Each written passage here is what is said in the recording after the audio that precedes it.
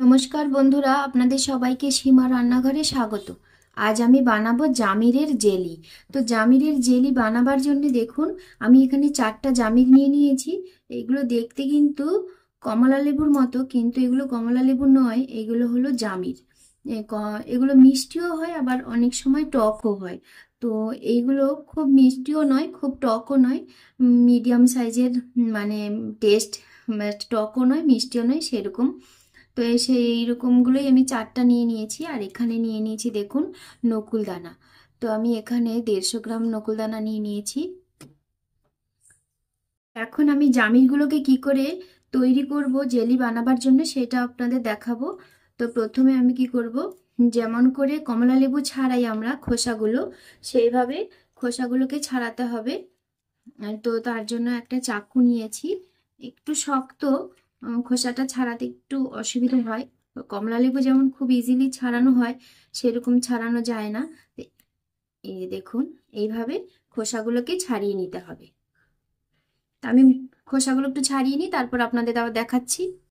তো দেখুন, আমি এখানে কিন্তু জামিরগুলোকে ছাড়িয়ে নিয়েছি, আর একটা খোসা ছাড়িয়ে নিয়েছি। এটাকে আমি এখন পাট পাট করে নেব, সেটা আপনাদের দেখিয়ে দিই একটু।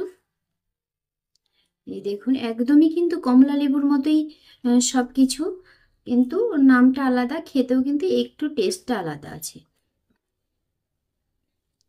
তো এইভাবে প্রত্যেকটাকে আমি পাট পাট করে আলাদা করে নেব। আপনারা কেউ কখনো জামির খেয়েছেন কি না, দেখেছেন কি না, বা জামিরের জেলি খেয়েছেন কি না একটু কমেন্ট করে জানাবেন। তো আমি এইগুলোকে তো এইভাবে সবকটা ছাড়িয়ে নিয়েছি। এখন কি করব, এর যে পাতলা খোসা আস্তরণটা আছে, এটাকে আমি এইভাবে ছিঁড়ে দিয়ে এর ভেতরে যে অংশগুলো আছে, যে এইগুলোকে বের করে নেব।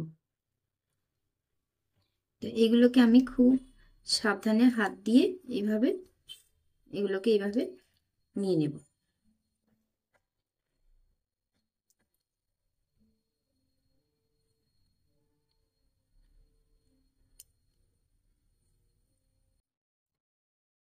একটু ধৈর্য ধরে সময় নিয়ে এইগুলোকে এইভাবে ছাড়িয়ে ছাড়িয়ে নিতে হবে, যে এইভাবে করে সবগুলো আমি ছাড়িয়ে রেডি করে নেব, তারপর আমি আপনাদের পুরোটা দেখাচ্ছি। এই যে দেখুন, আমি সমস্ত জামিরের ইয়েগুলোকে, কোয়াগুলোকে ছাড়িয়ে নিয়েছি। একটা রয়েও গেছে, এটাকে ছাড়াতে হবে। আর এই যে দেখুন, সবগুলো ছাড়ানো হয়ে গেছে। আর এই যে দেখুন, এই পাতলা খোসাগুলোকে সব আমি ফেলে দিয়েছি। আর দেখুন, বীজগুলো একদম কমলা লেবুর মতোই দেখতে, কিন্তু এর গায়ের রংটা সাদা, কমলা লেবুর গায়ের রংটা কমলা রঙের, অরেঞ্জ কালারের। তো এগুলো ছাড়িয়ে নিয়েছি। এবার কি করে জেলিটা তৈরি করব সেটা আপনাদের দেখাবো। আপনারা আমার সঙ্গে থাকুন, পুরো ভিডিওটা দেখুন, তবেই দেখতে পাবেন কিভাবে আমি জেলিটা তৈরি করছি।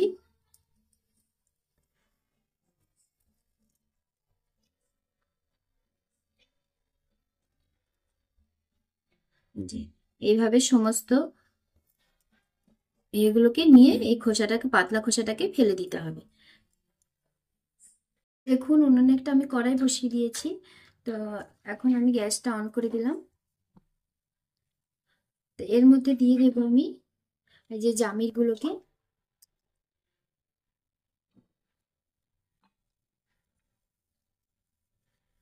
দিয়ে দিয়েছি, আর দিয়ে দেবো সামান্য একটু নুন। এই যে 1/2 চামচের পরিমাণ নুন দিয়েছি। এখন এটাকে আমি ভালো করে সেদ্ধ করে নেব। নুনটা দিয়ে আমি ভালো করে এইভাবে নেড়ে চেড়ে জাল করে নেব। যতক্ষণ না সেদ্ধ হচ্ছে জামিরটা, ততক্ষণ আমি এইগুলোকে ভালো করে জাল করতে থাকবো। কত সুন্দর ফুটছে, এবার সেদ্ধ হতে শুরু করেছে। এগুলোকে আমি ভালো করে সেদ্ধ করতে হবে। ভালো করে যতক্ষণ না সেদ্ধ হচ্ছে ততক্ষণ আমি এইভাবে জাল করতেই থাকবো।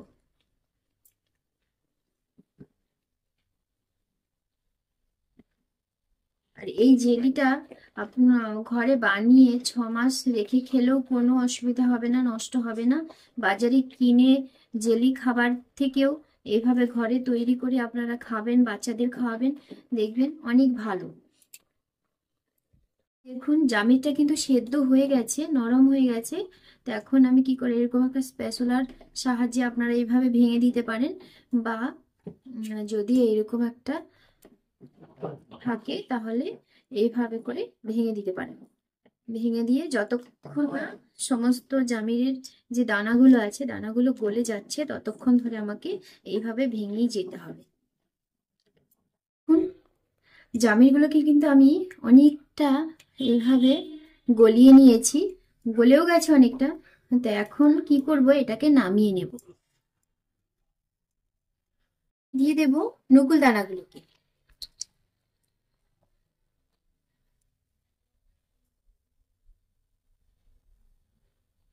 তো নকুল দানাগুলোকে দিয়ে আমি গ্যাসের ফ্লেমটা কমিয়ে দেব। যতক্ষণ না নকুল দানাগুলো গলে যাচ্ছে ততক্ষণ আমি গ্যাসের ফ্লেমটা কম রেখেই এটাকে জাল করব। এখন নকুল দানাগুলো কিন্তু গলে গেছে অনেকটা, অল্প সামান্য পরিমাণে আছে। তো এইটুকু এখনই গলে যাবে। জালটা মিডিয়ামে রেখে রেখেই জাল করতে হবে। এই যে দেখুন গলতে শুরু করেছে। আর দেখুন এই যে জামিরের যে গ্রেভি হয়েছিল সেটা কিন্তু একদম পাতলা হয়ে গেছে। তো এই জামিরের কাতটাকে আমি ভালো করে এভাবে জাল করে করে করে করে একদম ঘন করে নেব। আর তো আপনারা দেখতে থাকুন আমার ভিডিওটা, আমার সঙ্গে থাকুন, পুরো ভিডিওটা দেখুন। দেখলে বুঝতে পারবেন আমি জেলিটা কিভাবে তৈরি করছি। তবে আপনারাও ঘরে অবশ্যই এইভাবে বানাতে পারবেন আমার ভিডিওটা দেখলে। দেখুন নকুল দানাগুলো কিন্তু ভালো গলে গেছে, একদমই গলে গেছে, আর দানা নেই। এখন এটাকে জাল করে করে শুধু কমিয়ে নেওয়ার অপেক্ষা করতে হবে। আর অনবরত এইভাবে নেড়ে যেতে হবে, না হলে কিন্তু তলায় লেগে যাবে। আর লেগে গেলেই কিন্তু একটু মানে পোড়া পোড়া গন্ধ ছাড়বে, খেতে কিন্তু একদমই ভালো লাগবে না, বাচ্চারা তো একদমই পছন্দ করবে না। তো সেই জন্য এইভাবে অনবরত নেড়েই যেতে হবে। যে দেখুন কত সুন্দর থকথকে একটা ভাব হয়ে গেছে, জেলি জেলি টাইপের হয়ে গেছে না, দেখছেন তো কত সুন্দর দেখতে হয়েছে। তো এখন আমি এর মধ্যে দিয়ে দেবো কি, সামান্য একটু জিরের গুঁড়ো।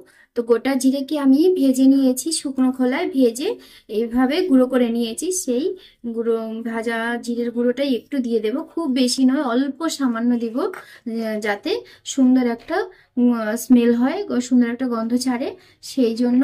আর কালারের জন্য দিয়ে দেবো সামান্য একটু কাশ্মীরি লঙ্কার গুঁড়ো, একদমই 1 চিমটিখানি। এই যে দেখেছেন তো কতটুকু দিয়েছি। এবার দেখুন কালারটা কত সুন্দর হবে। এই যে খেতেও কিন্তু ভীষণ ভালো লাগবে, বাচ্চারা তো খুবই পছন্দ করবে। পাউরুটির সঙ্গে যদি এই জেলিটা দিয়ে ওদের স্কুলে টিফিন পাঠিয়ে দিন, তাহলে দেখবেন কত ভালো মজা মজা করে খাবে, আপনারা ভাবতেই পারবেন না। বাচ্চা টিফিন ঘরে ফেরত নিয়ে আসবে না। তো এই জেলিটাকে আমি আর অল্প সামান্য একটু জাল করব। জেলিটা কিন্তু একদমই রেডি হয়ে গেছে। দেখুন আর জল নেই, এই নিচেটাই দেখুন, যে জল থাকলে একটা জল জলে ভাব থাকতো, যেহেতু জল নেই। এই দেখুন জেলিটা আমি যখন একটু সরিয়ে দিচ্ছি তখনই দেখুন যে বুদবুদ দেখা যাচ্ছে, তার মানে বুঝতে হবে যে জেলিটার মধ্যে আর কোনো জল নেই, জল ভাবটা যত যা ছিল সমস্তটাই শুকিয়ে গেছে। এখন সম্পূর্ণটাই জামিরের কাতটা এখানে রয়েছে, আর চিনির শিরাটা ঘন জল শুকিয়ে যা হবার সেটাই হয়েছে। তো এখন এই জেলিটাকে আমি নামিয়ে ঠান্ডা করতে দেব, ঠান্ডা করে আমি তারপরে কাঁচের জারে ভরবো। তো আপনাদেরকে একটু দেখিয়ে দিই যে জেলিটা এখন ঠান্ডা হয়েছে। তো ঠান্ডা হবার পরে কেমন হয়েছে, এই যে দেখুন কত সুন্দর হয়ে গেছে না।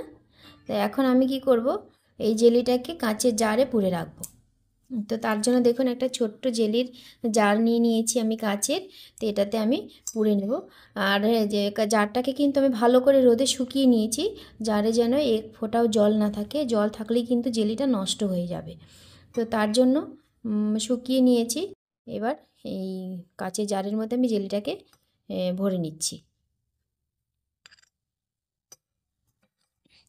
তো আপনাদের এই আমার এই জেলির রেসিপিটা কেমন লাগলো সেটা কমেন্ট করে জানাবেন। যদি ভালো লাগে তাহলে একটা লাইক করবেন, শেয়ার করবেন। যারা আমার চ্যানেলটা নতুন দেখছেন তারা অবশ্যই একটা সাবস্ক্রাইব করবেন, পাশে বেল আইকনটি ক্লিক করবেন, যাতে করে প্রতিদিন যে আমি ভিডিওটা ছাড়ছি সেই ভিডিওটা আপনাদের কাছে সবার প্রথমে পৌঁছে যায়। তো দেখুন সম্পূর্ণ জেলিটাকে আমি জারের মধ্যে পুরে নিয়েছি। আর দেখুন 4টা জামির আর 150 গ্রাম নকুলদানা মিলে কতটুকু জেলি তৈরি হয়েছে। এই যে জারটা দেখছেন, এই জারের হাফের থেকেও একটু কম হবে, মনে হয় হাফই হবে। তো এতটা জেলি হয়েছে। তো আপনাদের আমার এই জেলিটা কেমন লাগলো সেটা অবশ্যই কমেন্ট করে জানাবেন। তো সবাই ভালো থাকবেন, সুস্থ থাকবেন, সবাইকে টাটা।